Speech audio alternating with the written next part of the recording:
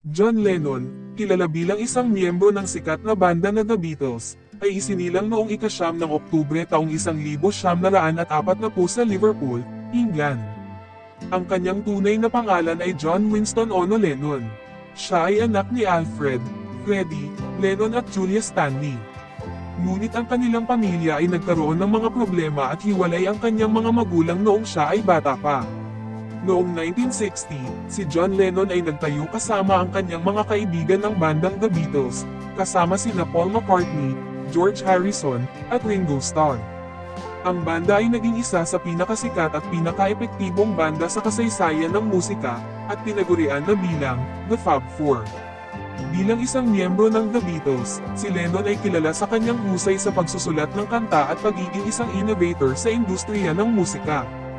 Ang kanyang mga kanta na tulad ng Imagine, Give Peace a Chance, at Revolution, ay nagpakita ng kanyang kahusayan bilang isang music hero at isang tagapagtaguyod ng kapayapaan at pagbabago. Sa kabila ng pagkamatay ni John Lennon, ang kanyang alaala ay patuloy na nabubuhay sa pamamagitan ng kanyang musika at mensahe ng pag-asa at kapayapaan para sa buong mundo.